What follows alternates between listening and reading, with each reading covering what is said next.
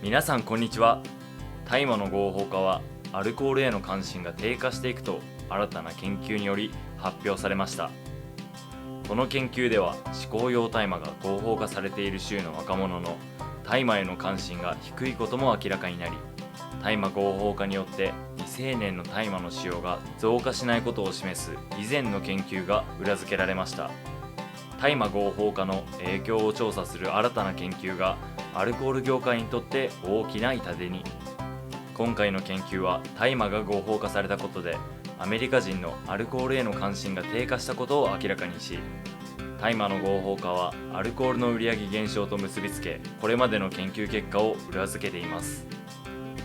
この調査を実施するためにシラキュース大学とジョージア大学の研究者らはアメリカのウェブポータルが2014年1月から2017年7月の間に記録したデータを調査しました。マリファナモーメントによると、この研究は大麻、アルコール、タバコ産業に関する2800万以上の検索と1億2000万の広告インプレッションを含んでいます。この期間に大麻を合法化した州のデータを調査したところ、ネットでのアルコール検索数は大麻合法化直後に 11% 減少したことが分かりました。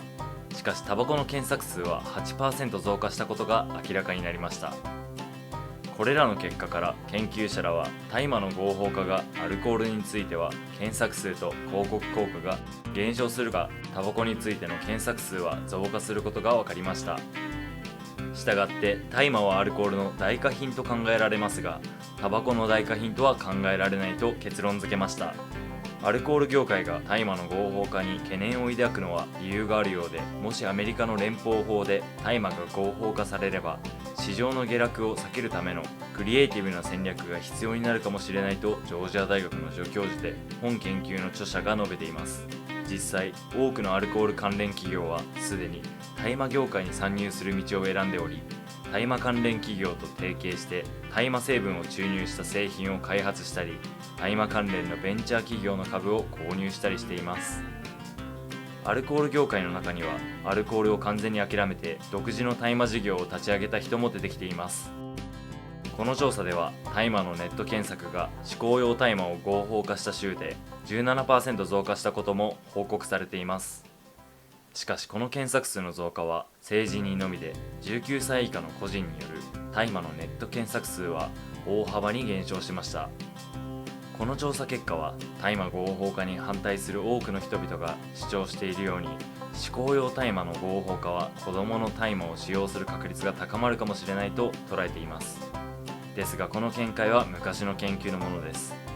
別の研究によると、嗜好用大麻が禁止の州で未成年の使用が年々増加しているにもかかわらず、嗜好用大麻が合法な州での未成年の間での大麻の使用率は 8% 減少しました。嗜好用大麻が合法化された後に広く世間の関心を集めているのとは対照的に、未成年は興味を得るというよりはむしろ興味を失っているようです。アルコール、タバコ、大麻は世界でも三大嗜好品といっても過言ではありません。これからはアルコールをしのぐ勢いが大麻には大いにあります。そして何より今回の研究では大麻が合法化しても未成年の使用率が減少することが明らかになりました。今後大麻合法化を反対する声も多いですが、新しい研究をもとに考えを変えていく方も増えるかもしれません。そうなればもっと明るい未来が待っていそうですね。MJ チャンネルでは大麻に関する情報を分かりやすく解説していきます。少しでもいいなと思ったらいいねボタンとチャンネル登録をぜひよろしくお願いします。次回も楽しめるようなコンテンツを用意していきますので、通知ボタンも押してくれると嬉しいです。Twitter とメディアの運営も頑張っていますので、よかったらチェックしてみてください。それではご視聴ありがとうございました。